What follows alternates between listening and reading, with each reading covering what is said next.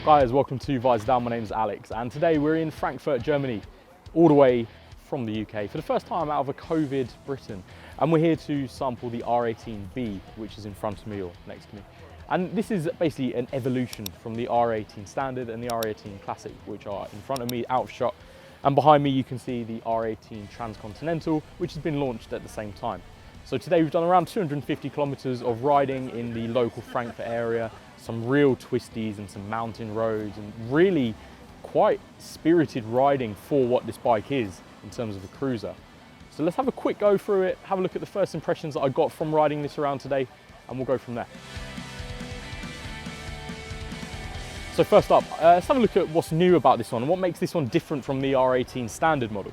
So real high level stuff here really. Now, first of all, and most importantly for me, is the chassis. The chassis has been adjusted quite significantly from the standard R18. So the standard R18 is behind me, and that's a real cruiser and a real sort of custom look to it. And that was launched maybe last year and came out and we rode it. So check out the review for that if you want to learn more about the R18.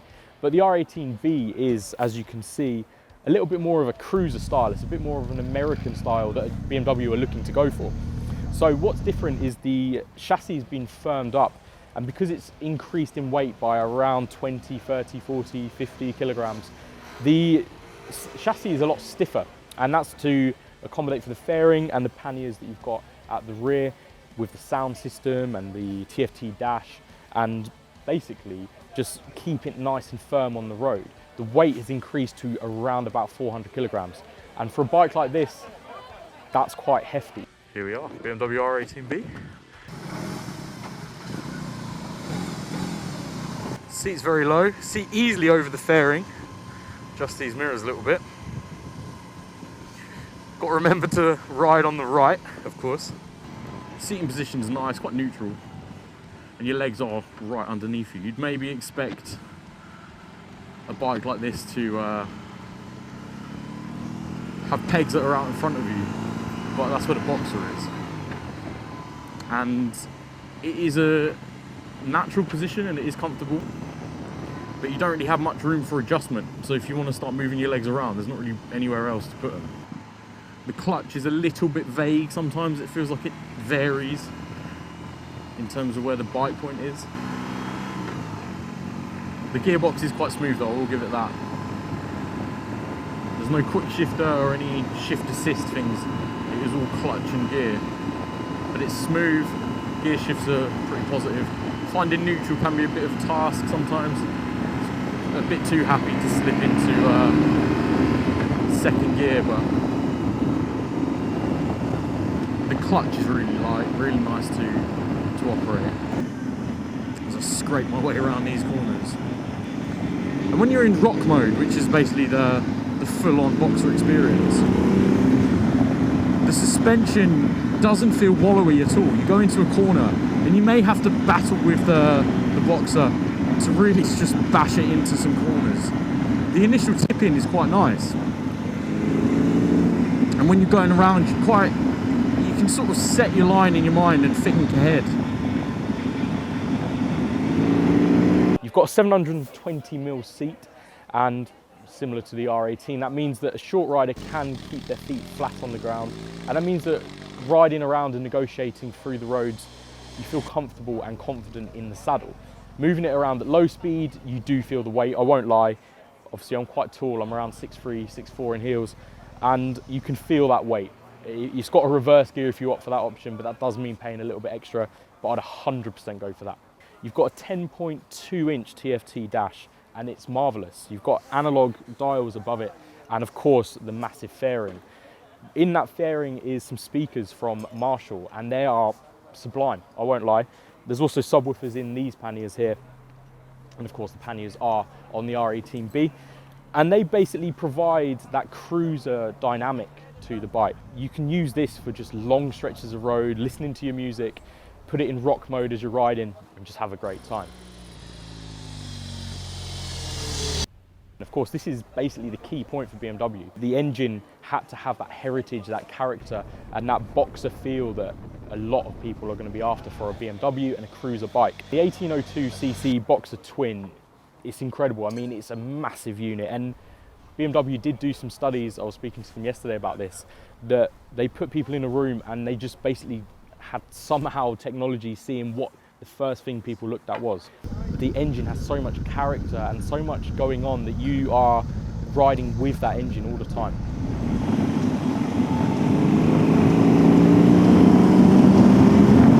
This twisty section's beautiful. And it's really surprising how the R18B handles it. Whether it's the suspension that's set for the weight of the bike, just had a hefty lunge, so just probably have to reset that. Maybe it's the stiffened chassis. Maybe it's the sharper, steeper rake, the shorter wheelbase to make it a little bit more nippy, without really sacrificing much in the straights. Or perhaps it's all of the above. It feels a lot more refined than some reviews have put the R18 Classic and R18 down as. You do have to wrestle it around some corners, and you're using a lot of counter steering. From this view, you're looking at a lot of counter steering when you're trying to wrestle this bike around the corners. But that gives it the character. They've spent a lot of time researching and just spending their time making sure that this is filled with the character. This engine was developed especially for the bike, and they again spent a lot of time to sort of perfect how the bike feels. Initially it did become built with the 1200 boxer engine, but Roland said that it just didn't have enough character, it didn't have enough feel that they wanted from the boxer unit effectively. So what they did is they made this 1802cc unit. It could be bigger really, but it doesn't have that poke that you sometimes would expect of a motor like this. But again, he said that they don't want it to be the perfect machine for riding as fast as possible. They wanted it to be filled with character, and they've certainly ticked that box. It's a 91 brake horsepower, 152 newton meters of torque, and it feels pretty nippy, but it doesn't feel over the top. You've got 3 rider modes: rock, roll and rain. Rock and roll, of course, with the Marshall sound systems, it's a pretty nice touch. But you put it in rock mode and you've got the torque out of the corners, you've got the pull out of just all types of road, and it's really enjoyable. Put it in roll and rain, it's a little bit more subdued, and it's a bit, I don't know, it just feels a little bit lacking, but that's because I was riding in rock all day and then flicked down into roll, so take that as you will. It is a cruiser, of course, so you are sort of put into that cruiser position. You're neutral, your feet are behind the boxer engine, so you are stuck in that position all day really. I don't have any complaints myself as a tall rider. I got on with it pretty well, and I know Toad rode the R18 and found that pretty good to ride in terms of comfort. To go to the brakes, you've got a twin 300mm disc at the front, a single 300mm disc at the rear, and they work well. I mean, the initial bite is quite soft and it doesn't really feel like it's brushing off that much power, but then you progress it a little bit more and then it really does start bringing some engine braking in. Sorry, engine braking, braking, and the engine braking comes in as well. But yeah, so you push the brakes in and it starts, and then it really pulls if you want to stop, which is good. No complaints about the brakes at all, and there was no situation really that I felt that this was lacking in braking power. And for a bike this big, you want some really substantial brakes. The forks, speaking of substantial, are massive, telescopic at the front, and you've got some electronic trickery going on. That sort of ties into the fact that this is quite an analog and modern fusion. So you've got the analog dials, you've got the modern dash, you've got the electronic suspension that will set itself as you jump on the bike to get it automatically level, headlight level, and basically be in the perfect position as you're riding. The suspension doesn't feel wallowy or anything as you're in a corner, but as I say, the boxer engine is giving you that feedback that you've got to really try and be engaged to counter. Now let's jump into the price of the R18B, because for a lot of people that's the most important part really, isn't it? Aside from power. This one, if you're looking for just a standard R18B, it's going to be around £21,550. The one that I was riding today is the first edition with the pinstriping and a few additional extras like Hill Star and SOS buttons and There's just a lot of extras, and that took it to around £26,995 or so, and that's a huge chunk of money. if I was someone really into cruisers, maybe I've got a lot of open roads around me and I'm maybe in an American market, or if I'm just going to be doing a lot of motorway miles and I just love the cruiser style, I wouldn't think that this is something that's restricting me, and I've got the budget for that if I'm that sort of owner. What else to that beast? Let me know in the comments. I want to know what that was. That was incredible. So to wrap things up now that I've had a little bit more time to think about it, there's some standout points of the R18B bagger that I'd like to cover here.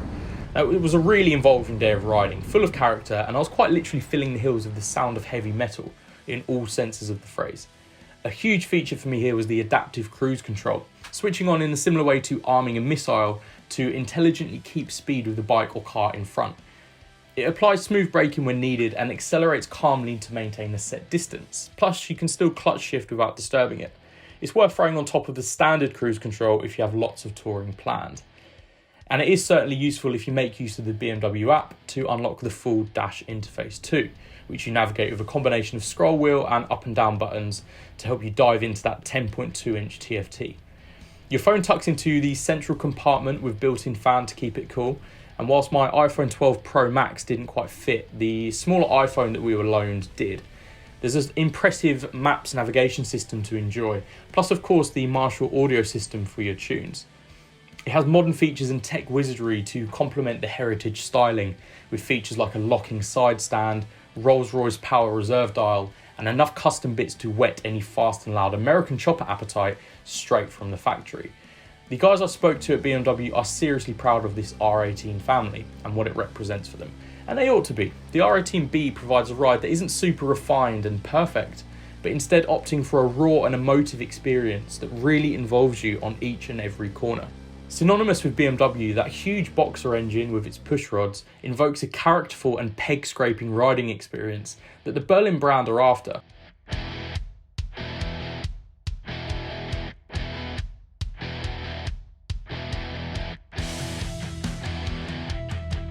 So if you're eyeing a cruiser from Harley or Indian, but you want a unique boxer ride to play with, go and give this a test. Sink some miles in the comfy saddle, enjoy the rock and roll riding with those Marshall speakers, challenge yourself on some twisty roads, and chances are you'll come back with a massive smile on your face, just like I did. It's heavy metal with a heavy price tag, but if you can look past that, you may just fall in love. Consider the Transcontinental if you want more touring gusto and a taller screen, or the standard R18 if you aren't bothered by cruiser styling or just want a base for you to build your own from. Of course, we'll throw in a few bits on the road and we'll throw in a few bits that I've experienced throughout the day, but I think we'll call it quits there. Thank you so much for watching the R18B first impressions review from the launch in Frankfurt, Germany. Let me know down below in the comments what you think about the bike, what you think about this cruiser style. I mean, is this going to be the next wave? Is this going to be a hit in America? Or is it something that is a bit too European for the Harley Davidson fans? Let me know. In any case, leave a comment down below, like the video, subscribe, stay up to date with all of Visordown's latest content, and I'll see you on the next one. Cheers for watching.